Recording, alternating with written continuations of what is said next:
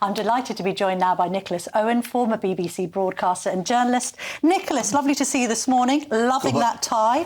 Thank you. Bright and fun for a Sunday morning. Right, the biggest story of the day, I think you'll agree, is the defection of Dan Poulter, Tory, to Labour. This is all over the Observer. To be fair, a good scoop for them. Absolutely, and he writes a big column in it to explain why he's done it. Why is he doing it? Well, he says that as a Conservative, he can't look his patients in the eye anymore. He seems to spend most of his time being in NHS. I think he's a psychiatrist and works in the mental health side. Yes. Jolly good, all of that. Not much time as a politician recently, frankly. But he says the Tories have let the country down, etc., concentrating on bearing down on pay increases when they should be doing other things. But my question is quite simply, Dan, OK, fine. What's Labour that you're going to rushing towards are going to do any different? Mind you, says he's not going to stand for Labour at the election. Well, this is quite interesting. He's defecting now. I mean, obviously, that's a blow to Rishi Sunak after what's been quite a good week for the Prime Minister. He's got Rwanda bill through the Commons. He's got defence spending up to 2.5% of GDP. I think it's been a fairly good week, considering some other weeks haven't been that good.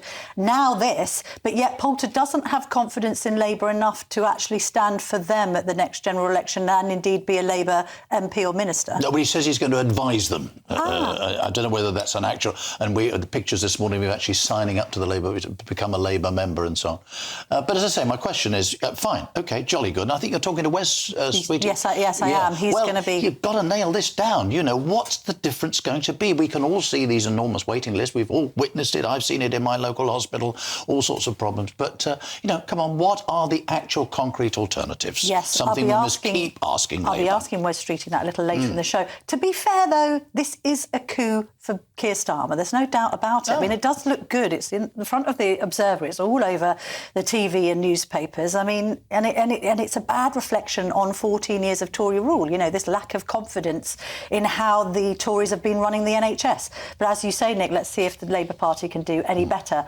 Let's move up north, go to Scotland. Yes. I'm calling this section kilt-clad chaos. Yes. This is extraordinary. I mean, I think it was a bit cruel to call Humza Useless when he was first elected. That was his kind of nickname.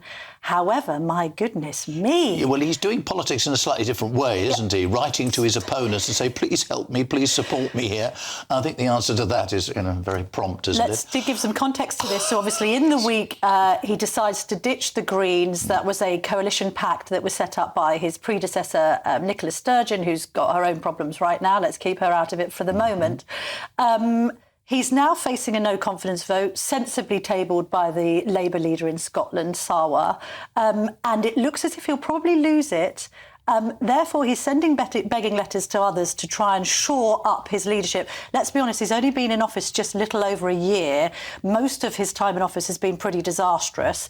And the person that has the deciding vote, Nick, is Ash Regan, who's the Alba MP, who he famously said when she defected from his party to Alba that it was no great loss to the SNP. She defected, of course, because she didn't agree with his support of this gender self-identification lunacy up in Scotland, enabling men to claim that they're women and then go into prisons and all the rest of it. I mean, do you think that the SNP is going to have a disastrous general election after all this? I think so. There's all the indications of that, isn't it? It looks as though Labour, that's another place that Labour are going to be targeting in a major way, of course. Actually, and they that's could what win this the is election really in Scotland I think so. in a way, couldn't they? If they get their numbers back up, that would... Quite possible. Fascinating, too, in the background, Alex Salmond of Alba. What do we make of Salmond? Why isn't Salmond more front and centre of this party? That's a good question, isn't it? I don't quite understand this. Ash Regan is their only MSP, isn't she? She's the only person from that party in there. He's the sort of eminence in the background. But he said to the Scottish First Minister, OK, fine, we're very willing to sort of help you as long as you promise at the next election to make sure that there are Alba candidates in all the various places, obviously very, very strong supporters of independence, rather than your SNP colleagues. Again, you know, that's sort of rather inviting someone to write a political suicide note. No. I mean, in getting out of a coalition, the SNP now finds itself in a coalition with the very people it didn't want to be in coalition with, potentially. So it's not great politics. Mail on Sunday's got a really interesting spread by the political editor Glenn Owen on the idea of the EU aping the Rwanda scheme. I mean, do you agree with me that Sunak's had a good week on this? I think, yes, I suppose he has. He's got through. I mean, my line, which I think I've said to you and I've said in various other places on GB News, I'm still one of those who thinks the Rwanda scheme is fairly barking. I have to be honest. But in political terms, yes, he's sort of done well on that. But this is extraordinary. Apparently, Ursula von der Leyen, who is the president of the European Commission, has said that all European countries should be thinking about sending migrants that they don't want to third countries.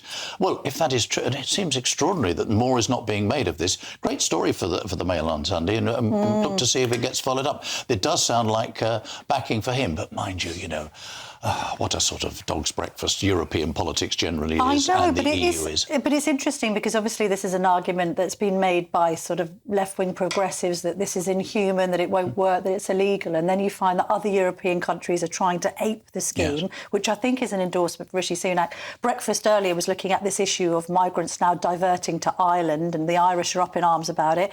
Again, former Taoiseach Leo Varadkar, very much on the progressive side of things, talking about care and compassion for immigrants. But at the end of the day, there are too many people coming into Europe, and all of these different leaders are trying to do something about it. Yes, absolutely. Well, it shouldn't be forgotten that we're not the only people to have this problem by any means. No. And in places like Greece and parts of Italy and so on, and Spain, they all have this issue to deal with. So if there could be some sort of common view on it could be got, that would be marvellous. But again, it seems like a very unlikely at the moment. I'll be asking Chris Philp, the policing minister who's on for the government later, will these flights definitely take off? And does he think it is going to have that deterrent effect? So stay tuned for that. I thought I'd ask you, just in your capacity as a former newsreader, about Raghib Omar. That's the ITV news anchor. He was on air and basically he had an episode of illness. We don't know what it is. It's not even fair to speculate because we aren't medical professionals. He said that he wanted to finish the news even though it was apparent that he wasn't very well. Presumably, I mean, he will have just insisted on going on air. Can you identify with this, Nick? What do you think's happened here? Of course, I can identify. I know Raghib well, and a great, fan of his, if that's the right expression for it. A very distinguished correspondent, great presenter these days. Yes, of course, you want to finish the job. If you sit in the sort of chair that you're in now, and being on camera, aware that 1 million people and more are watching you, you're not just going to say, I don't think I feel terribly well. I'm really good. Of course, he wanted to plough on. Very, very difficult situation for him. I can remember going in the studio once or twice thinking, I don't feel particularly 100% today. But usually, doctor theatre, if that's the right way, doctor studio takes over it and you get through it. Poor man didn't get through it. Apparently he didn't seem terribly well the previous night either.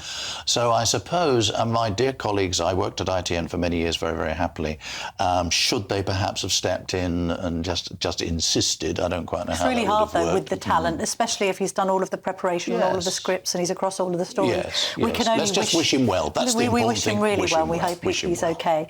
And then you were really interested in the story on the front of the Sunday Times about the Soviet traitor, Anthony Blunt. There's been a new revelation. It's fascinating, this, Nick. Yes, apparently he's suspected of having passed secrets to the Nazis. Yes. I wasn't sure whether it was during the war or before the war.